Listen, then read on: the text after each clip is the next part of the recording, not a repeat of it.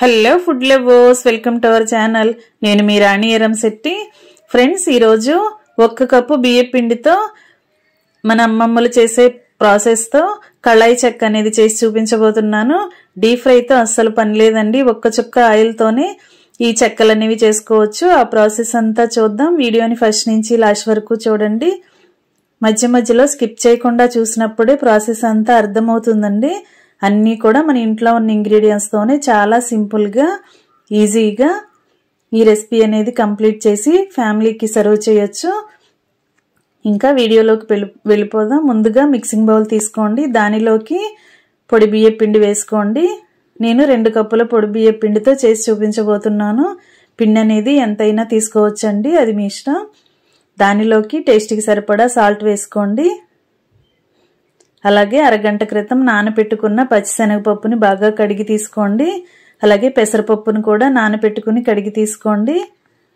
అల్లం ముక్కలు, పచ్చిమిర్చి ముక్కలు కూడా తీసుకోండి. అలాగే పచ్చి కొబ్బరి తురుము కూడా తీసుకోవాలి. ఇది పల్లీల పొడి అండి. పల్లీలను బాగా డ్రై రోస్ట్ చేసుకుని మిక్సీ పట్టుకున్న పౌడర్ని కూడా తీసుకోండి. మరీ మెత్తగా నలగాల్సిన పని లేదు, పలుకులుగా ఉంటేనే స్నాక్స్కి టేస్ట్ అనేది బాగుంటుంది. అలాగే కొత్తిమీర, కరివేపాకు, ఉల్లికాడలు కూడా తీసుకోండి. తెల్ల నువ్వులు కూడా 2 టేబుల్ స్పూన్లు తీసుకోండి. ఇప్పుడు మనం తీసుకుని రెడీగా పెట్టుకున్న ఇంగ్రీడియంట్స్ అన్నీ కూడా అలా పిండిలో వేసేసుకుందాం. పచ్చిశనగపప్పు, నానపెట్టుకున్న పెసరపప్పు, కొత్తిమీర, కరివేపాకు, అలాగే ఉల్లికాడలు ఉంటే వేసుకోండి, లేదంటే స్కిప్ చేసేయచ్చు.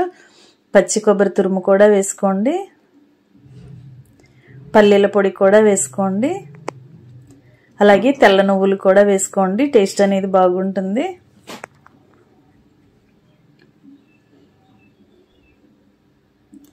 ఒక టేబుల్ స్పూన్ జీలకర్ర కూడా వేసుకుని అల్లము, పచ్చిమిర్చి ముక్కల్ని మిక్సీ జార్లో వేసుకుని బరకగా గ్రైండ్ చేయండి.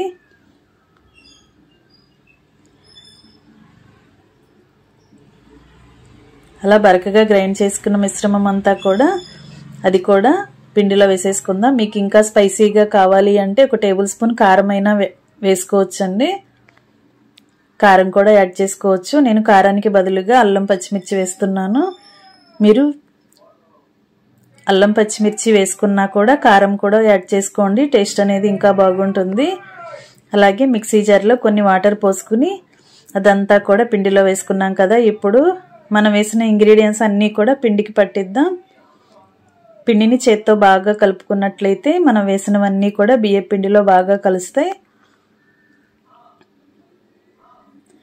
పిండి అనేది మరీ చపాతీ ముద్దలాగా గట్టిగా రావక్కర్లేదండి, కొంచెం సాఫ్ట్గానే కలుపుకోండి. పిండి కొంచెం మెత్తగా ఉన్నట్లయితేనే స్నాక్స్కి టేస్ట్ అనేది బాగుంటుంది. మరీ గట్టిగా కలిపినట్లయితే చెక్కలు అనేవి మరీ క్రిస్పీగా గట్టిగా వచ్చేస్తాయి. పెద్ద వయసు వారు తినటానికి ఇబ్బందిగా అనిపిస్తుంది. ఇలా నేను చూపించిన విధంగా కొంచెం మెత్తగా సాఫ్ట్గానే కలపండి. కొంచెం వాటర్ ఎక్కువగా పోసుకుని ఇలా కలపండి. ఇప్పుడు స్టవ్ ఆన్ చేసి కళాయి పెట్టుకుని 1 టేబుల్ స్పూన్ ఆయిల్ పోసుకోండి. కలుపు పెట్టుకున్న పిండిని నానబెట్టుకోవాల్సిన పనులు అస్సలు లేదండి, వెంటనే కూడా కుక్ చేసేసుకోవచ్చు. ఇలా కళాయిలో 1 టేబుల్ స్పూన్ ఆయిల్ వేసుకున్నాం కదా. ఇప్పుడు మనం తీసుకున్న పిండి ముద్దని కళాయికి అడుగున ఇలా నేను చూపిస్తున్న విధంగా వేళ్లతో ప్రెస్ చేస్తూ ఇలా చెక్కలాగా చేసుకోండి. కొంచెం పలుచగా చేసుకున్నట్లయితేనే కుక్ అవటానికి టైం అనేది తక్కువ తీసుకుంటుంది. ఇప్పుడు మధ్య మధ్యలో ఇలా నేను చూపిస్తున్న విధంగా చిన్న చిన్న హోల్స్ చేసుకోండి. ఫోర్క్తో కానీ చాకుతో కానీ ఇలా పెట్టుకున్నట్లయితే ఆ గ్యాప్స్లో మనం పెట్టుకున్న గ్యాప్స్లో ఆయిల్ అనేది వెళ్ళి మొత్తం అంతా కూడా ఈవెన్గా కుక్ అవుతుంది. ఈ విధంగా వేసుకున్నాం కదా. ఇప్పుడు ఆ హోల్స్లో కొంచెం కొంచెంగా డ్రాప్స్ వేసుకోండి. ఆయిల్ అనేది వేసుకుని మూత పెట్టుకోండి. ఫ్లేమ్ మొత్తం తగ్గించండి, లో ఫ్లేమ్లో మాత్రమే ఇది కుక్ అవ్వాలి. ఇలా మధ్యలో ఒకసారి చూసుకున్నట్లయితే అడుగున క్రిస్పీగా ఫ్రై అయిన తర్వాత వెనుక వైపు కూడా ఫ్రై చేయండి. మామూలుగా వెనుక వైపు ఫ్రై చేయాల్సిన పని లేదండి, కానీ కొంచెం పచ్చిగా అనిపించకుండా ఇలా 2 నిమిషాలు వెనుక వైపు కూడా ఫ్రై చేసుకుని తీసేసుకోవచ్చు.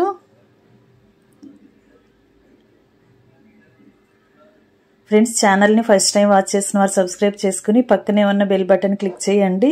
సింపుల్ ప్రాసెస్తో టేస్టీ రెసిపీస్ని చూపిస్తాను. అన్నీ కూడా మన ఇంట్లో ఉన్న ఇంగ్రీడియంట్స్తోనే ఈజీగా కుక్ చేసుకోవచ్చండి. చిన్నపిల్లలు పెద్దవారు ఈజీగా టేస్టీగా తినే రెసిపీస్ని చూపిస్తాను. అవన్నీ కూడా మీ అందరికీ నచ్చుతాయి. కళాయిలోనే కాకుండా ఇలా దోశ పెనం మీద కూడా వేసుకోవచ్చండి.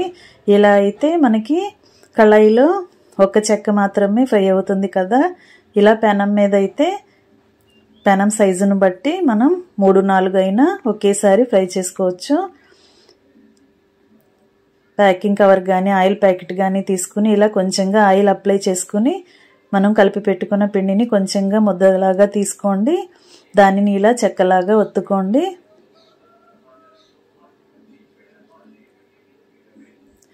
మనం ఈ స్నాక్స్ అనేవి తింటున్నప్పుడు మనం వేసిన ఇంగ్రీడియంట్స్ అన్నీ పంటికి తగులుతో టేస్ట్ అనేది చాలా చాలా బాగుంటుంది. పల్లీలు కూడా వేసాం కదా, అన్నీ కూడా టేస్టీగా ఉండే ఇంగ్రీడియంట్స్ అండి. ఖచ్చితంగా మీరు కూడా కుక్ చేసి పిల్లలకి సర్వ్ చేయండి. ఇలా పెనం మీద కూడా ఒక చుక్క ఆయిల్ వేసుకుని ఇలా కూడా మనం ఫ్రై చేసుకోవచ్చండి. ఒకేసారి 2-3 కానీ 4 కానీ మనం చేసుకున్న చెక్కల సైజుని బట్టి కూడా వాటిని ఒకే టైంలో కుక్ చేసుకోవచ్చు.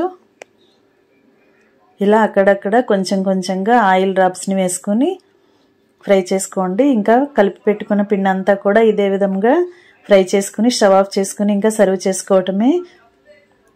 వేడివేడిగా క్రిస్పీగా ఉండే కళాయి చెక్కలు రెడీ అయిపోయాయి.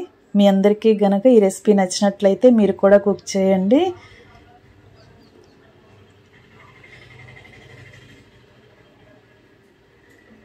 ఛానల్ని ఫస్ట్ టైం వాచ్ చేసినారు సబ్స్క్రైబ్ చేసుకుని పక్కనే ఉన్న బెల్ బటన్ క్లిక్ చేయండి. మీకు కూడా ఈ రెసిపీ తెలిసినట్లయితే కామెంట్ సెక్షన్లో నాతో షేర్ చేసుకోండి. మరొక రెసిపీతో మళ్ళీ కలుద్దాం. Thanks for watching. నేను మీ రాణి ఎర్రంశెట్టి.